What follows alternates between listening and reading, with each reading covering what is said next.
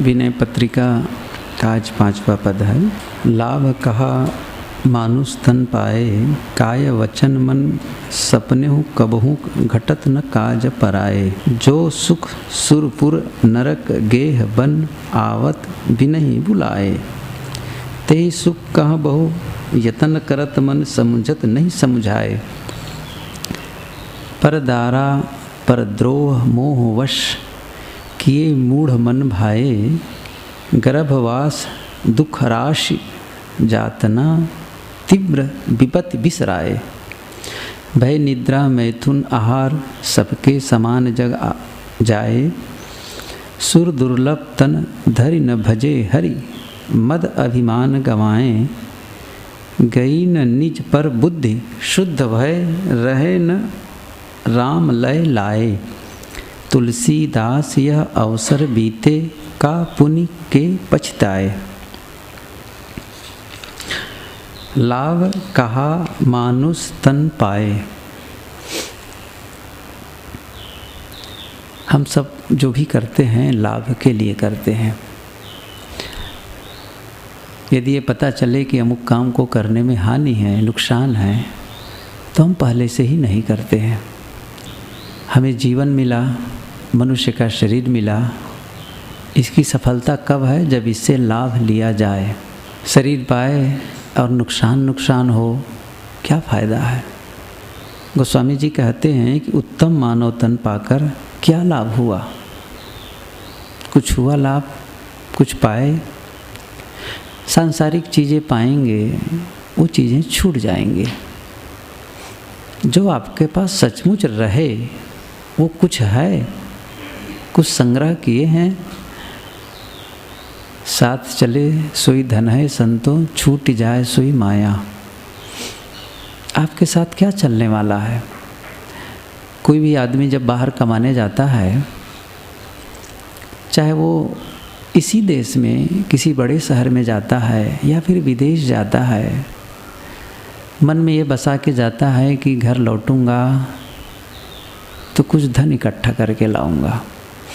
पहले तो लोग जब पूरा इकट्ठा कर लेते थे धन तब लाते थे, आज वो बात नहीं है। आज तो वहीं बैठे बैठे भेज देते हैं, बैंक के थ्रू भेज देते हैं, मिल जाता है। लाभ है। वो ध्यान रखता है कमाने वाला अपने पर कम खर्च करता है। सूरत में जब आश्रम में रहना होता है तो कई लोग उत्तर प्रदेश से या अन्य प्रांतों से जाकर वहाँ काम करते हैं। वे लोग आश्रम भी आते हैं, उनसे बातचीत होती है, बहुत कम में गुजर करते हैं और बचा बचा के घर भेजते हैं। ये लाभ है। ऐसे ही हमारे जीवन का लाभ क्या है? प्रश्न करते हैं। लाभ कहा मानुष तन पाए। उत्तम मानव तन पाकर क्या लाभ हुआ? काय वचन मन सपने हो कबहू का घटत न काज पराए। काय वचन क्या हुआ लाभ? जबकि मन वचन तथा कर्म से वह किसी के उपकार में नहीं लगा। प्रश्न हो सकता है कि लाभ क्या है, कैसे पाएं? जो हम कमाते हैं उतना ही लाभ नहीं है। हम आजीविका बनाते हैं, उससे जो हम कमाते हैं, जो हमें मिलता है उससे हम आजीविका बनाते हैं। लेकिन जीवन बनाते हैं उससे जो हम देते हैं, ये अंतर है। आजीविका और जीवन, भोजन पानी कपड़ा आवास और भी परिवार है उनके लिए, ये सब आजीविका के आधार हैं। इनके लिए आजीविका की व्यवस्था करनी है। वो किससे होता है? जो हम पाते हैं। पाने का मतलब कमाते हैं तो पाते हैं, इससे आजीविका। लेकिन जीवन इससे नहीं बनता है। केवल जीवन गुजर से जीवन का निर्माण नहीं होता है। ये तो ठीक है, अब ये सब नहीं करेंगे तो शरीर मिट जाएगा, मर जाएगा, परिवार वाले भी संकट में आ जाएंगे, कमाओ, ठीक है, वो चाहिए ही, ये आजीविका है। लेकिन इससे जीवन का निर्माण नहीं होता है, जीवन का निर्माण होता है देने से। रोम का एक कानून था, वहाँ के सैनिक के लिए, वो कभी किसी भी नागरिक को अपना सामान, अपना बोझा 1 मील तक उनको दे करके ले चल सकता है। सैनिक युद्ध भूमि से आ रहा हो, कहीं से भी आता हो, तो पहले तो वो व्यवस्था नहीं रही होगी, तो क्या करता था कि वो अपना सामान किसी भी आदमी को दे दे, और उसका एक कानून था कि वो उसके लिए 1 मील तक पहुंचाए। एक सैनिक आ रहा था थका हुआ, एक वृद्ध को सामान दिया कि ये पहुंचाओ, 1 मील तक ले गया। 1 मील तक जब ले गया तो वृद्ध था, वो फिर भी नहीं उतारना चाहता था सामान। उन्होंने कहा अब आपका काम हो गया, 1 मील तक आप ले आए, अब आप मुझे दे दें। तो उन्होंने कहा नहीं, मैं और आगे तक ले चलूँ। तो उन्होंने कहा सुनिए, आपको हो गया 1 मील का काम।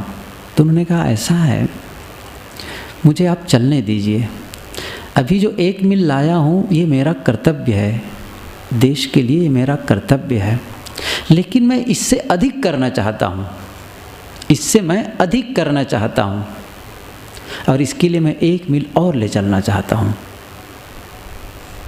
कानून के तहत हम काम करते हैं तो हम केवल अपनी रक्षा करते हैं, लेकिन बनाते कुछ नहीं हैं। अपने लिए जो बनाते क्या, जो अतिरिक्त 1 मील और चलना है मुझे। उन्होंने कहा ये तो देश के लिए मैंने किया 1 मील चल करके, लेकिन अपने लिए मैंने क्या किया? अपने लिए यदि करना है तो मुझे 1 मील और चलना है। वही मैं कह रहा था, जो आप देते हैं उससे जीवन बनता है। देना सीखें, दूसरों के लिए ऐसा कुछ करें कि हम कुछ कर सकें, आसपास के लोगों के लिए, दूसरों के लिए, और वो भी प्रत्याशा के भाव से, प्रत्याशा भाव न रह जाए। मतलब उनके लिए भी कुछ करना चाहिए जिनसे हमें लौट कर मिलने की कोई संभावना नहीं है। बड़ौदा से एक बार एक परिवार से फ़ोन आया था, तो उन्होंने कहा जन्मदिन है। मैंने कहा जन्मदिन में क्या करेंगे आप? आशीर्वाद लेने के लिए यूँ ही बात करते रहते हैं। मैंने कहा क्या करेंगे? क्या करेंगे साहब, कोई होटल में जाएंगे, ये करेंगे, वो करेंगे। मैं कहा बहुत अच्छा है, लेकिन जब आप फ़ोन कर ही दिए तो एक बात कहना चाहता हूँ। हाँ साहब कहिए। मैंने कहा आप वहाँ जाइए, कुछ पैसे वहाँ भी खर्च करिए जिनसे कभी लौट कर मिलने की संभावना नहीं है, उन लोगों को भी दीजिए। हम तो वहाँ खर्च करना चाहते हैं जहाँ पर ये आशा होती है कि लौट कर मिले। किसी के घर जब शादी में भी जाएंगे ना तो गिफ्ट देंगे कि हाँ हमारे यहाँ जब कोई कार्यक्रम होगा तो वापस आएगा, ये आशा ना करें। तब एक और उदाहरण याद आया, वियतनाम में जब युद्ध हुआ तो अमेरिका के सैनिक, एक सेनापति और एक सैनिक बंदी बना लिए गए, जेल में डाल दिए। किसी कारणवश जब वो जेल से छूटे कुछ समय के बाद दोनों बाहर आए और जेल के ही 4 दीवारी के बाहर जब आते हैं तो एक किनारे बैठ जाते हैं। बहुत भूखे थे, भूख लगी थी। उन्होंने कहा कि भूख लगी है, आओ कुछ खाएं। तो उनके पास था ब्रेड और बटर। दोनों बैठ गए, ब्रेड बटर खाने लगे। कुछ दूर एक पेड़ की छाया में एक छोटा सा बच्चा बैठा था। भूख के आंसू उसके आ रहे थे। ठंड इतनी थी कि उसके जो आंसू थे वो बर्फ़ बन रहा था, इतना ठंड था। छोटा सा बच्चा, घुंघरालू बाल, और वो देख रहा था उन दोनों को ब्रेड बटर खाते। जब ये दोनों ब्रेड और बटर खा लेते हैं तो अचानक उसकी नज़र, इन लोगों की नज़र पड़ी उस बच्चे के तरफ। तो बच्चा बहुत मुस्कुराने का प्रयास कर रहा था, उनको देख करके वो मुस्कान दे रहा था। दोनों ने सोचा तो गड़बड़ हो गया, हम लोग खाए और बच्चा भूखा है, इनको कुछ दे नहीं पाए। दोनों नज़दीक गए, देखे उनकी दशा। तो फिर एक सिपाही के मन में ख्याल हुआ कि मेरी जेब में चॉकलेट है। एक चॉकलेट निकालता है वो और उस बच्चे को देता है।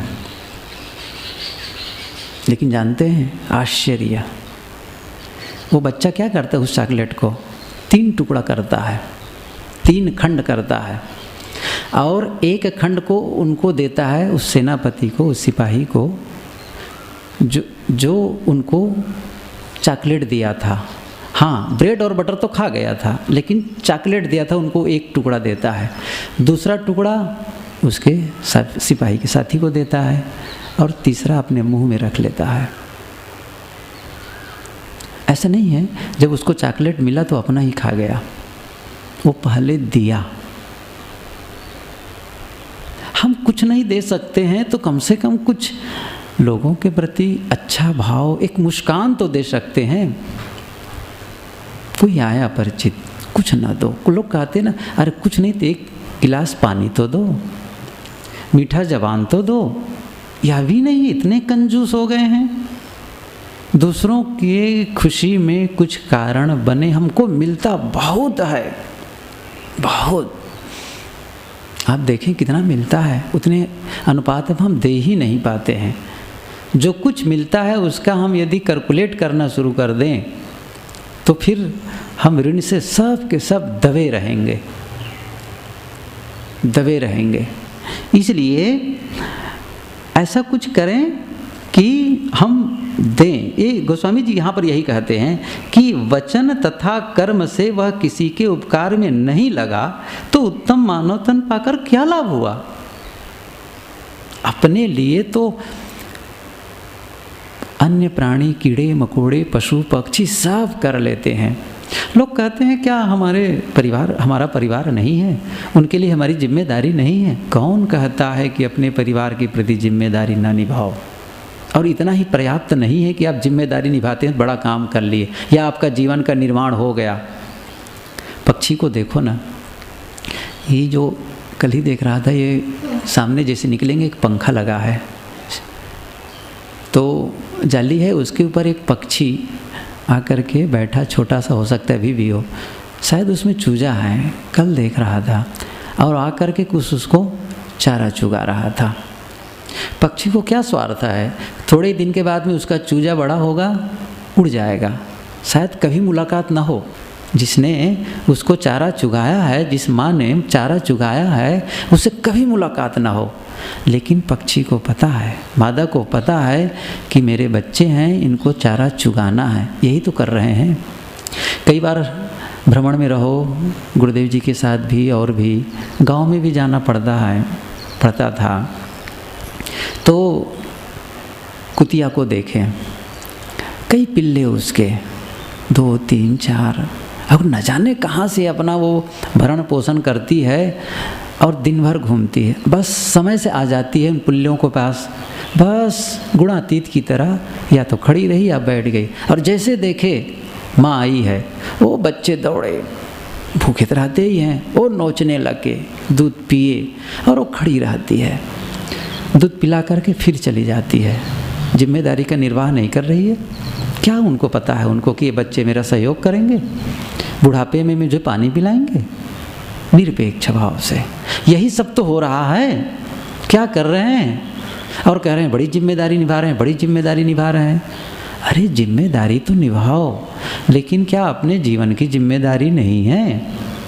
क्या अपने लिए कुछ करना नहीं है? भविष्य का निर्माण नहीं करना है? गोस्वामी जी कहते हैं उत्तम मानव तन पाकर क्या लाभ हुआ। बहुत बढ़िया बात कहते हैं। हमें वह करना चाहिए जो अभी के लिए ही नहीं, आगे के लिए भी हो। इसके लिए उन्होंने कहा है कि उपकार, मन वचन तथा कर्म से वह किसी का उपकार में नहीं लगा तो फिर मानव तन पाकर के कोई लाभ नहीं हुआ। मैंने कहा अभी बीच में कि उनके लिए भी उनसे कुछ भी आशा ना हो, यूं ही करना। ये उदाहरण मैं और भी कहा हूँ, ख्याल आ गया कहता हूँ। ये शायद अमेरिका की घटना है, क्या है। एक बहुमंजिला इमारत में ऊपर ऑफिस, सब पूरे वो बिल्डिंग ही पूरे ऑफिस वाले था, कई ऑफिस उस बिल्डिंग में। तो लोग सीढ़ी चढ़ के जा रहे थे, तो वो जो एक बच्चा था, बच्चा तो नहीं, थोड़ा से बड़ा जवान कहना चाहिए, तो वो उसका जन्मदिन था। उसके मन में हुआ आज मेरा जन्मदिन है, आज मैं क्या करूं, कुछ अतिरिक्त क्या करूं, क्या सेवा करूं। वो क्या करता था, बूट पॉलिश, और वही सीढ़ी पर बैठ जाता था और जो भी कर्मचारी आते थे उनके वो बूट में पॉलिश करता था, उनको पैसा मिलता था। उन्होंने सोचा आज मैं पैसा नहीं लूँगा, लेकिन सबका तो नहीं कर पाऊँगा, तो सोचा कि जो 100 नंबर का होगा, 100 नंबर का जो आदमी जाएगा उनका मैं बूट पॉलिश फ्री में करूँगा। तो वो गिनता रहता, जो आदमी ऊपर चढ़ता उसको 1 2 3 4 90 95 96 97 98, फिर देखा 99, अब 100।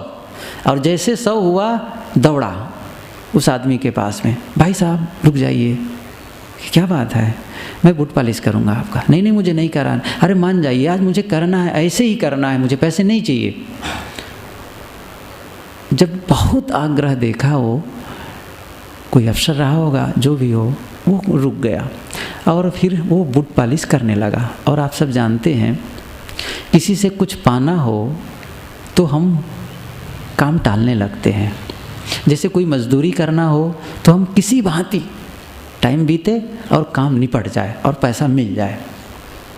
और जब हमें नहीं चाहना है तो फिर हम उसको इतना प्रेम से करते हैं, इतनी लगन से करते हैं कि फिर वो पूजा बन जाती है। तो वो युवक इतना प्रेम से उसमें पॉलिश किया, बिल्कुल जूते में चमक आ गई। शायद वो पहले पैसा पा करके नहीं करता रहा होगा, क्योंकि वो तो सोचा था कि मुझे लेना नहीं है और आज मेरा जन्मदिन है, मुझे करना है, किया। और उसके पॉलिश करने की जो लगन है और उसके काम है, उसको देख करके बहुत मगन हुआ। तो उन्होंने कहा कि अच्छा बताओ, तुम रोज़ पॉलिश करते हो तो रोज़ का कितना मिलता है? उन्होंने कहा $5। $5? अच्छा ठीक है। अब पॉलिश जब पूरी हो गई दोनों बूट में, तो क्या किया, $10 निकाला और उसको कहा लो। कहा नहीं मैं नहीं लूँगा। कहिए तुम्हारे पॉलिश करने के पैसे नहीं हैं, ये तुम्हारे जन्मदिन पर तुम्हारे मिठाई खाने के पैसे हैं। उन्होंने क्या कहा, ये तुम्हारे जन्मदिन के अवसर पर तुम्हारे मिठाई खाने के पैसे हैं। वो आँख बंद किया, स्मरण किया अपने इष्ट को कि प्रभु मैं कमाता हूँ तो मुझे ₹5 मिलता है, लेकिन आज जब मैं देना चाहा तो मुझे $10 मिले। देना चाहेंगे तो ये कुदरत का नियम है। किसी ने कहा है आप अपने भाई की नौका पार लगाओ तो फिर आप देखेंगे आपकी नौका पहले ही पार लग गई है, आपकी नौका पहले ही पार लग गई है। वो कुदरत की ओर से ऐसी कुछ व्यवस्था होती है कि जो आप देते हैं वो लौट के मिलता है। लेकिन होता क्या है, उसमें समस्या ये है, यदि हम कोई पाने की आशा से करते हैं तो फिर कुदरत इस बात को पढ़ने में थोड़ी भी कसर नहीं रखती है, क्योंकि केवल हमारे कर्म को कुदरत नहीं देखती है, हमारे भाव को देखती है वो। और जब भाव ही गलत है, उद्देश्य ही गलत है, उसी के अनुसार परिणाम आएगा, केवल कर्म के अनुसार नहीं आएगा। भाव क्या है, सचमुच हम दिल से चाहते हैं ऐसा करना तो भी उसका परिणाम आएगा। लेकिन वही बात, कुल्हाड़ी फेंक दिए ताकि हमको सोने की कुल्हाड़ी मिले, पहले ही कुल्हाड़ी फेंक दिए नदी में कि हमको तब सोने की कुल्हाड़ी मिले। और पहला वाला आदमी क्या था, अब जानते हैं सब कहानी, उसको क्या दोहराना है, तब उसको कुदरत नहीं देती है। एक उदाहरण हुआ, गोस्वामी जी की पंक्ति कि लाभ कहा मानुष तन पाए, काय वचन मन सपने हो कबहू को घटत न काज पराए। जो सुख सुरपुर नरक दे गेह बन आवत भी नहीं बुलाए, तही सुख कहाँ बहु यतन करत मन समझत नहीं समझाए। गोस्वामी जी कहते हैं कि जो विषय सुख, स्वर्ग, नरक, घर, वन, मतलब हर स्थल में बिना बुलाए आता है, हे मन तू उसी विषय तुच्छ विषय सुख के लिए नाना उद्योग करता है, समझने पर भी नहीं समझता है, समझाया जा रहा है फिर भी नहीं समझ रहा है कि समझत नहीं समझाए। मतलब यह है यहाँ कहा न कहने का भाव, जो जिस विषय सुख के लिए तुम परेशान हो, भटक रहे हो, बहुत परिश्रम कर रहे हो, वो तो उपलब्ध है साहब। यहाँ से मर के जाओगे, स्वर्ग जाओगे, नरक जाओगे, और कहाँ जाओगे। इसका मतलब यह है कि या तो आप अच्छी योनि में जाओगे, या मनुष्य शरीर पाओगे, या फिर आप पशु पक्षी कृमि कीट आदि पाओगे, वहाँ भी भोग मिलेंगे। गुरु जी कहा करते थे जो विषय भोग एक बड़े आदमी के लिए उपलब्ध है, वो एक सुअर के लिए भी है, और उतना ही मगन है। सुअर उतना ही मगन है अपने आप में, उनके शूरी के साथ में उतना ही मगन है, बच्चों के साथ में उतना ही मगन है। उनके दो खाने पीने की बहुत अच्छी चीज़ें कुछ नहीं है, उनको तो मैला चाहिए, मगन है वो। नारद वाली उदाहरण बात आई ना, नारद ने कहा बैकुंठ खाली है, आप क्यों नहीं बुलाते हैं। भगवान से कहा अरे भाई आप तुम ही चले जाओ, मेरी ओर से प्रतिनिधि बन के ले आओ। देखा कोई तैयार नहीं है। सुअर से कहा चलो मेरे साथ, बस पकड़ के ले चलने लगे। रुको रुको भगवान, महात्मा जी कहाँ ले जा रहे हो। अरे स्वर्ग ले जा रहा हूँ तुमको। अरे स्वर्गत ले जा रहे हो, लेकिन ये तो बताओ वहाँ की व्यवस्था कैसी है। तो बताया बड़ी अच्छी व्यवस्था, न ठंडी न गर्मी, सारी अच्छी व्यवस्था है। अच्छा खाने पीने की क्या व्यवस्था है। अरे पूछो मत, एक से एक सामान खाने को मिलेगा बढ़िया बढ़िया। तो पूछा ये मिलता है कि नहीं मैला कि वो नहीं मिलता है। धरे रहो स्वर्ग अपने आप, मुझे नहीं जाना है आपके स्वर्ग में, छोड़ो मैं यहीं ठीक हूँ। मगन है ना अपने में। जिन विषय भोगों को कहते हैं कि ये मुझे चाहिए, वो तो कहीं भी जाओगे तो मिलने वाला है, और उसी के लिए मेहनत कर रहे हैं। गोस्वामी जी कहते हैं कि जो सुख सुरपुर, सुरपुर वही देवलोक, नरक वही स्वर्गलोक, नरक गेह बन वर्तमान में मिला है, जंगल में मिलेगा। आवत बिना ही बुलाए, ये बिना बुलाए मिलते हैं, स्वाभाविक उपलब्ध होते हैं। तही सुख कहाँ बहुत जतन करत मन, और उसी सुख के लिए तुम बहुत जतन करते हो, समझत नहीं समझाए, बहुत समझाने पर भी नहीं मानते हो, बड़ा उद्योग करता है। पर दारा पर द्रोह मोहवश किए मूढ़ मन भाए, गर्भवास दुख राश जातना तीव्र विपत्ति बिसराए। हे मूर्ख मन, अज्ञान वस्तु पराई स्त्री से प्रेम तथा पराय से वैर करता है। मोहवश किए मूढ़ मन भाए। हे मूढ़ मन, तुम मोहवश अज्ञानवश क्या करता है। पर स्त्री से प्रेम करता है और पराय आदमी से वैर करता है, ये दोनों ही गलत है। पर पुरुष पर स्त्री, उनसे नेह करना ही गलत है, और दूसरों से वैर करना ही गलत है। थोड़े में कहें ये राग और द्वेष, न राग करना है न द्वेष करना है, उसी में रुचि करता है, मोह करता है। गर्भवास दुख राशि जातना, गर्भवास के दुखों के दुख राशि, दुखों का समूह, जातना कष्ट दुख यातना, और तीव्र विपत्ति बिसराए। तीव्र विपत्ति भोगी है, परंतु उसे तू भूल गया।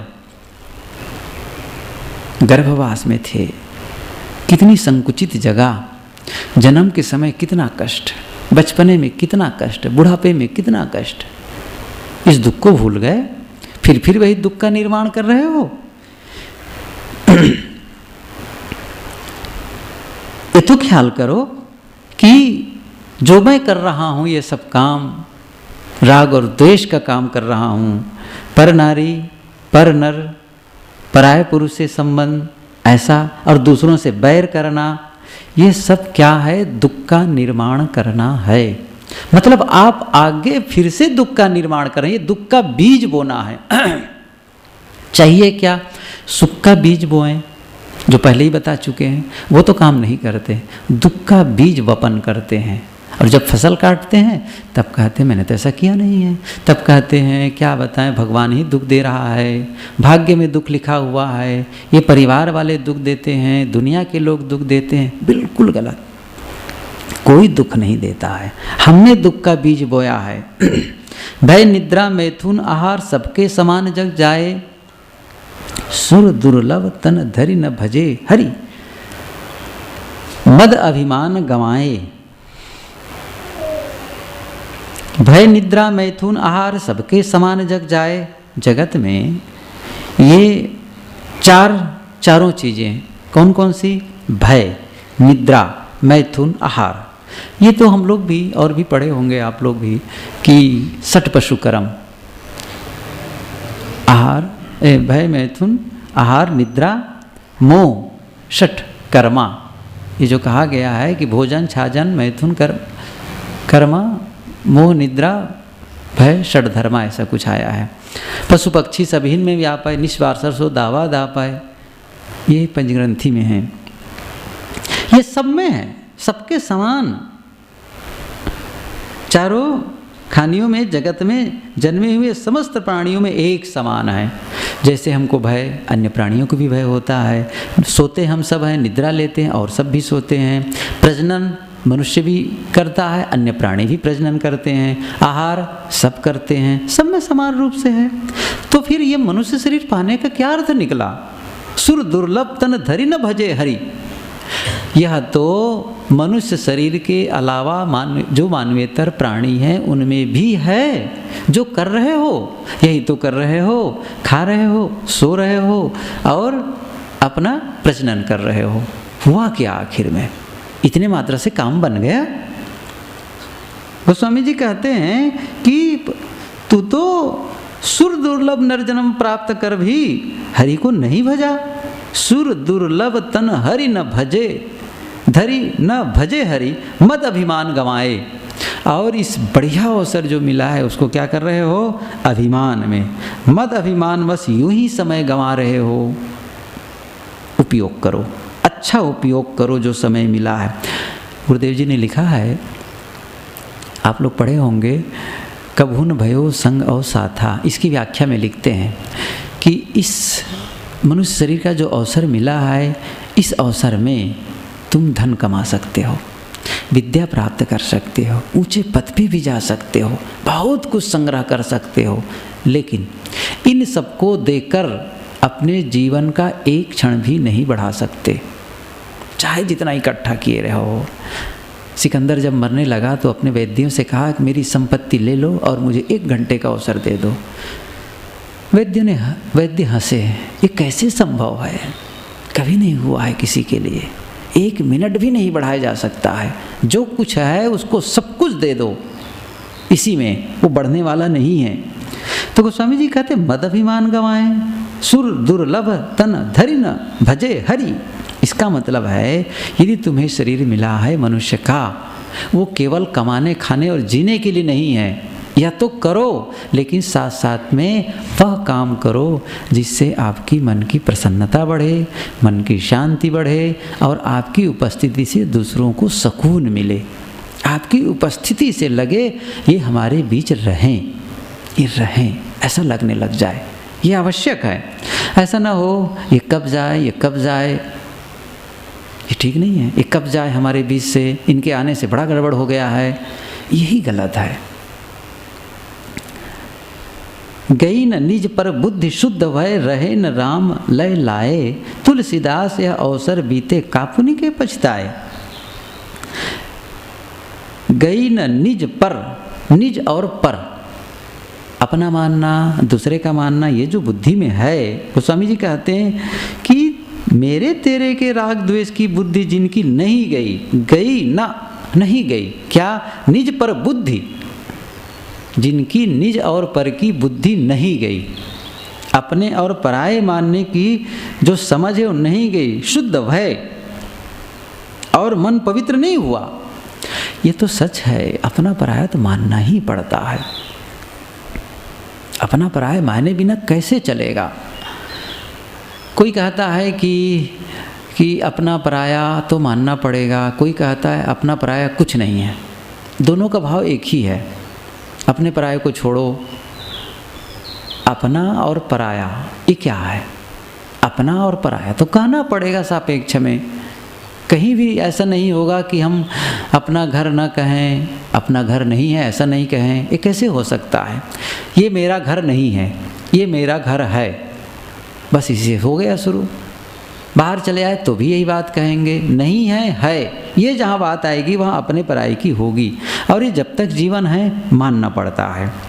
लेकिन यहाँ का जो भाव है, आप जो उसके प्रति राग और द्वेष करते हो, मेरा नहीं है तो द्वेष की क्या आवश्यकता, मेरा है तो राग की क्या बात है, सामान्य जीवन निर्वाह लो।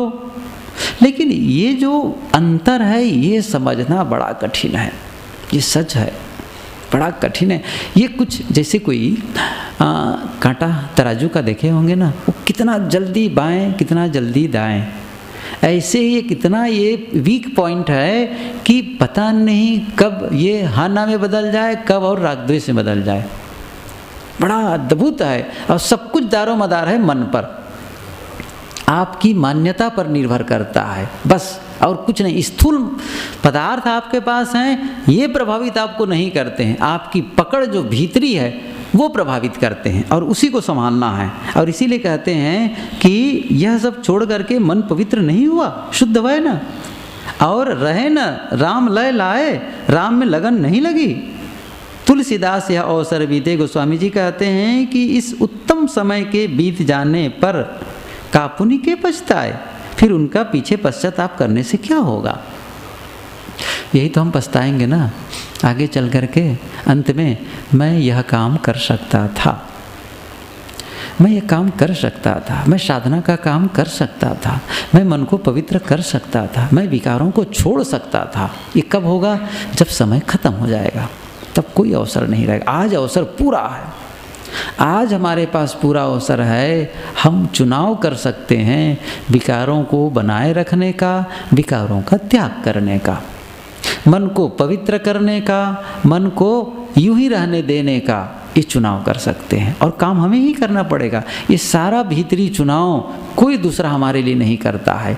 हमारे लिए चुनाव कर सकता है जैसे आश्रम ही है, यहाँ पर ड्यूटी बदलती है, तुम्हें उस कमरे में रहना है, उस कमरे में रहना है, या फिर यहाँ झाड़ू पोछा करना है, भंडारी ये इनको बनाना है, कोठारी ये रहेगा।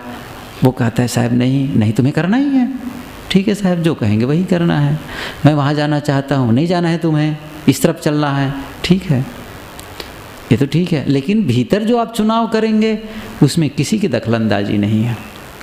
बाहर से कुछ प्रतिबंधित तो हैं, वो भी न के बराबर, वो भी न के बराबर। क्यों हम ऑप्शन रखते हैं, न रखें बात खत्म हो जाएगी उसमें, ठीक है जैसा है वैसा है। तो फिर भीतर के लिए हम बिल्कुल स्वतंत्र, और इसीलिए कई बार हम अकड़ जाते हैं, यही चाहिए। सामने वाले के ठीक है भैया जैसा है वैसा करो, फिर और क्या कर सकते हैं। इसलिए भीतर चुनाव करने में हम स्वतंत्र हैं। अवसर बीते, गोस्वामी जी कहते हैं अंत में जब पछताओगे, कहीं कबीर यह अवसर बीते रतन न मिले बहोरी हो। साहब भी कहते हैं कहीं कबीर यह अवसर बीते रतन न मिले बहोरी, ये रत्न के समान जो समय मिला है यह लौटकर फिर से मिलने वाला नहीं है। अभी जो शरीर में शक्ति है, बल है, समझ है, कहाँ मिलने वाला है। इसलिए गोस्वामी जी कहते हैं लाभ कहा मानुष तन पाए, काय वचन मन कबहू सपने कबहू घटत न काज पर आए। आगे की पद है, बहुत मीठा पद है ये भी साधकों के लिए। कबहू कहो यह रहनी रहूँगो, श्री रघुनाथ कृपालु कृपाते संत स्वभाव गहोंगो। जथा लाभ संतोष सदा काहू सो कछु न चहोंगो। परहित निरत निरंतर मन क्रम वचन नेम निबहोंगो। परुष वचन अति दुषः श्रवण सुनि, तिहि पावक न दहोंगो। विगत मान सम शीतल मन पर गुण नहीं दोष गहोंगो। परिहरि देह जनित चिंता सुख दुख समबुद्धि सहोंगो। तुलसीदास प्रभु यही पथ रही अविचल हरि भगति लहोंगो। इस पद पर तो मैं कई बार बोला हूँ, आप लोग जानते ही हैं, बड़ा सरल अर्थ है। साधक के लिए यहाँ पर बात आती है, साधक तो सब हैं, यह नहीं है कि जो साधु का कपड़ा पहना है वही साधक है। सही कहा जाए तो मनुष्य मात्र साधक है। अब वो साधना अपने हित में करता है, अपने अहित में करता है, वो अलग विषय हुआ। समझदारी तो इसी में है कि हम अपने हित में साधना करें, यही महत्वपूर्ण है। आगे यहाँ पर गोस्वामी जी कहते हैं, कबहू कहो यह रहनी रहूँगो, क्या मैं कभी इस रहनी में रहूँगा। कबहू कहो मैं यही रहनी रहूँगा, क्या मैं कभी इस रहनी में रहूँगा। अपने आप से साधक प्रश्न करता है। उस रहनी का विवरण आगे देते हैं, क्या मैं कभी इस रहनी में रहूँगा। जो संतों की रहनी बताई जाती है, जो मैं सुनता हूँ कि ऐसा करना चाहिए, ऐसा रहना चाहिए, ऐसे सोचना चाहिए, ऐसे बोलना चाहिए, जो तमाम एक संविधान तैयार किया जाता है, आचार संहिता बनाई जाती है, क्या उसके अनुसार मैं जीवन बना पाऊँगा। गोस्वामी जी यही कहते हैं, कबहू कहो यह रहनी रहूँगो, श्री रघुनाथ कृपालु कृपाते संत स्वभाव गहोंगो। गोस्वामी जी के इष्ट कौन थे? श्री रामचंद्र। और इसीलिए वो कहते हैं कि क्या मैं कृपालु श्री रघुनाथ की कृपा से संत स्वभाव को धारण करूँगा। भगवान राम भला कब नहीं चाहेंगे कि आप संत स्वभाव न धारण करो। वो स्वयं मर्यादा पुरुषोत्तम थे, वो दूसरों को भी चाहेंगे कि उनका हित हो। यहाँ पर तो हम सद्गुरु कह सकते हैं कि सद्गुरु की कृपा कब होगी मेरे ऊपर कि मैं संत स्वभाव को धारण करूँगा। सद्गुरु की भी कृपा है, उनकी भी कृपा में कोई कमी नहीं है। क्या कोई भी संत, कोई भी गुरु अपने शिष्य के लिए नहीं चाहता कि इनका कल्याण हो? क्या हमारे गुरुदेव जी हम सबके लिए नहीं चाहते थे कि इनका हित और कल्याण हो? वो तो कहते ही थे, सब अपना काम करो, संसार का काम होता रहेगा, अपना काम करो।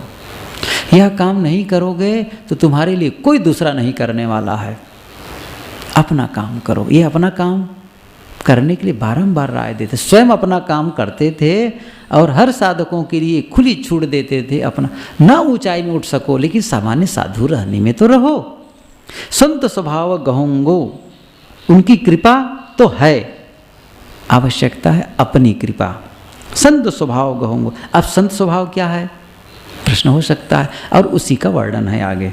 जथा लाभ संतोष सदा काहू सो कछु न चहोंगो। ये प्रथम कसौटी।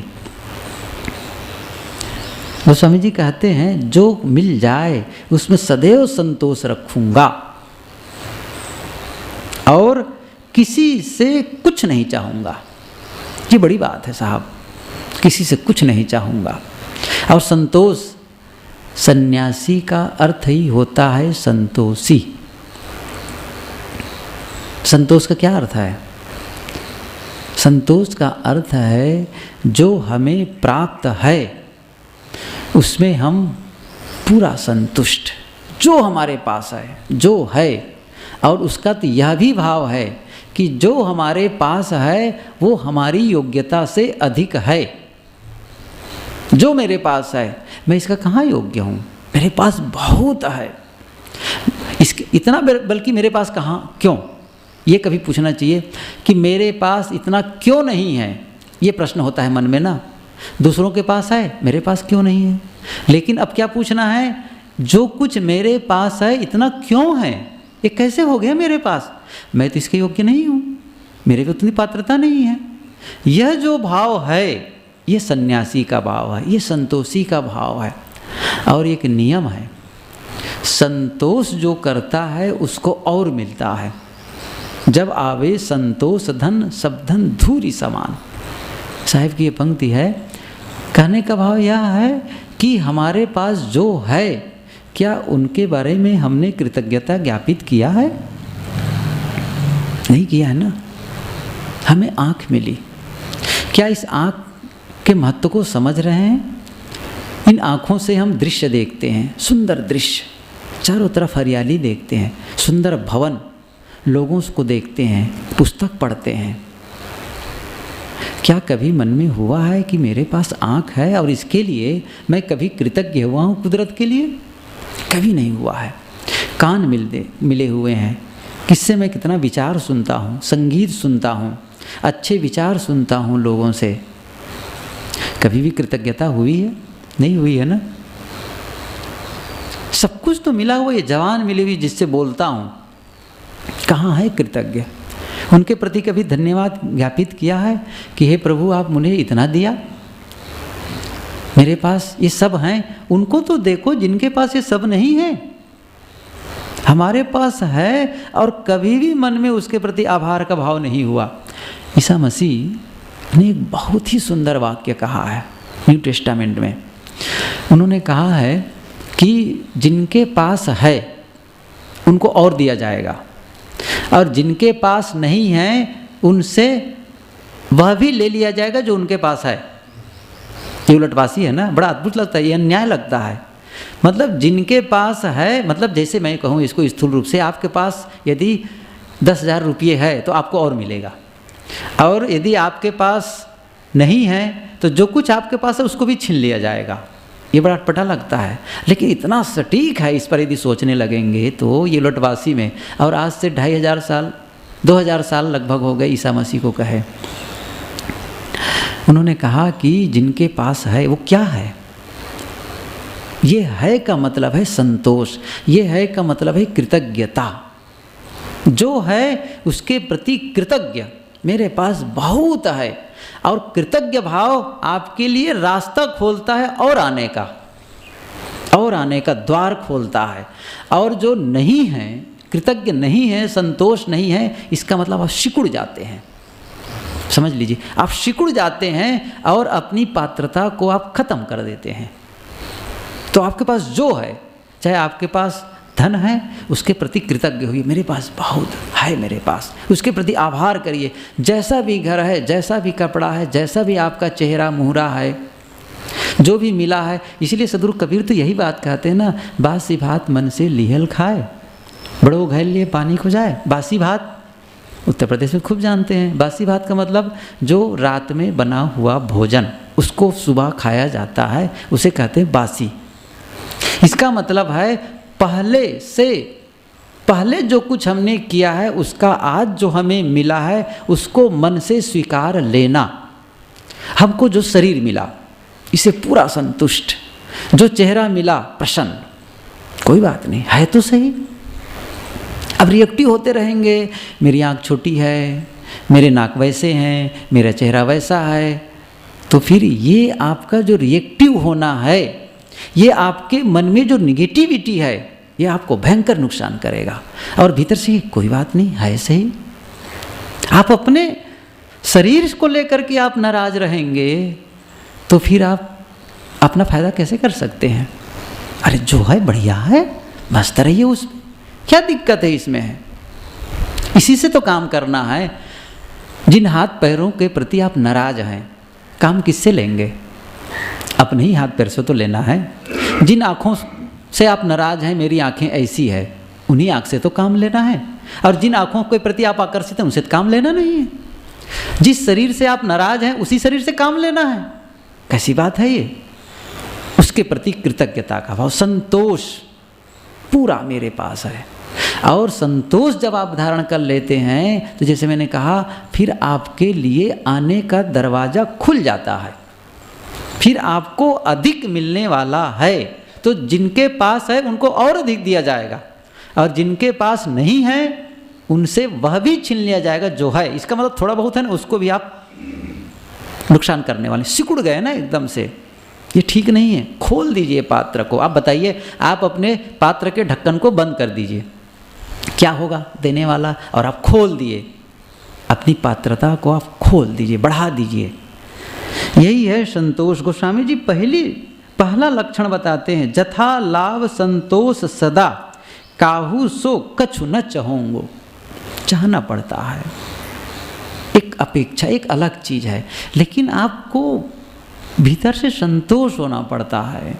नहीं चाहिए मुझे, बिल्कुल ठीक है जो कुछ है, ये कम से कम अपने लिए चाहिए, व्यक्तिगत रूप से मुझे करना पड़ेगा। परहित निरत निरंतर मन क्रम वचन नेम निभोंगो।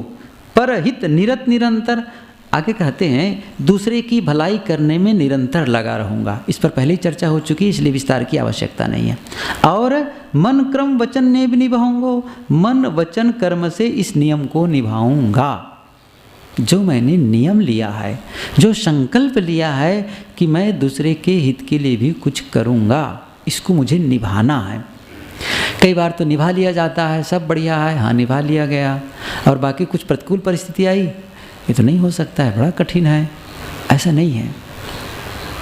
प्रतिकूल परिस्थिति में भी जो हम देने का भाव रखते हैं, अब मैं एकदम प्रमाणित तो नहीं कह सकता, लेकिन जो मैं उदाहरण पढ़ा हूँ, घटना पढ़ा हूँ, उसमें एक महिला के लिए लिखा है, नॉर्मन विंसेंट पील, ये अमेरिकन पादरी है, उन्होंने कई पुस्तकें लिखी है, पॉजिटिव थिंकिंग और उसके अलावा और भी, उसमें उन्होंने the power of positive thinking, तो उसमें उन्होंने एक उदाहरण लिखा है एक महिला का, उनके अंदर पता नहीं कैसे उनके सब कुछ गरीब, लेकिन जब ये सुना कि जो कुछ है उसमें देना सीखो, तो फिर कुछ भी नहीं, खाने के लिए भी कुछ नहीं, फिर सोचा कि कहाँ से, तो किसी पड़ोसी ने कुछ सामान ला करके उनको दिया खाने के लिए। खाने के जब हुआ तो कोई आ गया मांगने के लिए, फिर उनको कुछ, उन्होंने कहा चलो इसमें से कुछ देती हूँ, उसमें से कुछ दे दिया, देने लगी। बाद में मुझे लगता है कि हुआ क्या है फिर घटना, कि उनका कोई रिश्तेदार कोई था, वो उनके लिए उनके जन्मदिन के अवसर पर एक बड़ा सा अमाउंट भेज रहे थे, उसका चेक मिला कई दिन के बाद। वो तो घटना आगे सब लिखा हुआ है कि यदि वो न दे तो फिर वो अपने पाने के रास्ते को बंद कर देगा। पाने का सीधा सा एक रास्ता है देना, बस पाने का अर्थ है देना। किसान खेत को देता है, पहले निर्मोह होकर के डालो और फिर काटता है फसल, न दे तो पाएगा कहाँ से। इसलिए परहित निरत निरंतर, और न केवल धन देने की बात नहीं है कि आप केवल धन दो, ऐसा ही नहीं है। जैसे मैंने कहा ना, आप किसी के लिए अच्छा भाव बनाओ, उनके सामने एक अच्छी वाणी से वार्ता करो, जो कुछ है उतना दो। परुष वचन, आगे वो बरसते हैं अब, परुष वचन अति दुसह श्रवण सुनि तेहि पावक न दहोंगो, विगत मान सम शीतल मन पर गुण नहीं दोष गहोंगो। ये बहुत कठिन साधना है। गोस्वामी जी कहते हैं परुष वचन, कठोर वचन, न सहने योग्य कठोर वचन सुनकर भी उसकी आग से नहीं जलूंगा। ये कसौटी बहुत ही कठिन है। हमको तो कोई थोड़ा सा भी कहता है तो कम से कम न मुंह से कहेंगे तो चेहरा का भाव बदल ही जाएगा, और अवसर तलाशते रहेंगे कि अवसर आए तो फिर इनका मैं पूरा ब्याज के सहित बदला लूँगा। मतलब वो इंटरेस्ट जोड़ेंगे, और भी चक्रवृद्धि के सहित, चक्रवृद्धि ब्याज के दर से। और जैसे अवसर आया धड़ाम कह दिए, बना करके रखे हुए हैं उसको है। गोस्वामी जी क्या कहते हैं और कि परुष वचन, न सहने योग्य कठोर वचन सुनकर भी उसकी आग से नहीं जलूंगा। ये कसौटी तो है, इसमें कसना पड़ेगा, अपने आप को करना पड़ेगा। भाई करें जितनी संभव हो साधना करें। यह ज़रूरी नहीं है कि हम सब वहाँ तक पहुँच गए हों, लेकिन एक लक्ष्य है, हमें चलना है, वो दूरी तय करनी है। परुष वचन अति दुसह श्रवण सुनी, ये नहीं कहना है कि आदमी कहता बहुत है लेकिन करता नहीं है। हम सब की वही दशा है, हम सब बस एक ही नाव के मुड़े हुए हैं, कोई अलग अलग नहीं है। हम सबको करना है अपने लिए यह काम, और तेहि पावक न दहोंगो। स्वामी जी कहते हैं कि सुनि तेहि पावक न दहोंगो, और विगत मान सम शीतल मन परगुण नहीं दोष गहोंगो। विगत मान, मान को विगत, गत माने समाप्त, अर्थात मान अभिमान रहित रहूँगा। सम शीतल, और सम मन को समता में रखकर शीतल रहूँगा, समता भाव में लाऊंगा, शीतल रहूँगा। ये बड़ा कठिन है, यह भी कठिन है। ये सारी साधनाएं कठिन तो हैं, लेकिन ये साधुओं के लिए कही है। इसीलिए कहते हैं कि संत स्वभाव गहोंगो, साधु का कपड़ा पहने हैं। हम नहीं धारण करेंगे तो कौन करेगा? क्या जो धोती कुर्ता पहने उनसे आशा करेंगे? साड़ी ब्लाउज वालों से आशा करेंगे? साधु के कपड़ा से लोग आशान्वित हैं। ट्रेन में भी चलो, यात्रा में भी चलो, और साधु के साथ कोई झगड़ा हो गया तो लोग यही कहेंगे, बाबा आप शांत रहो। उनको नहीं कहेंगे शांत रहो महाराज, मिस्टर आप शांत रहो, बाबा आप शांत रहो। वो तो नहीं समझते, आप तो समझते हैं। आशा करते हैं हम लोगों से, क्योंकि हमने कहा है उन लोगों से कहा है हम साधु का कपड़ा पहन रहे हैं और ये आचरण धारण करेंगे। उन्होंने भेजा नहीं कि चलो साधु हो, ढकेले नहीं हमको साधु होने के लिए। हम स्वीकारे हैं, हमने संकल्प लिया है, इसलिए हमारी जिम्मेदारी बनती है हम ये काम करें। ये है सुख दुख विगत मान सम शीतल मन, समता भाव। ये बहुत कठिन है, बहुत।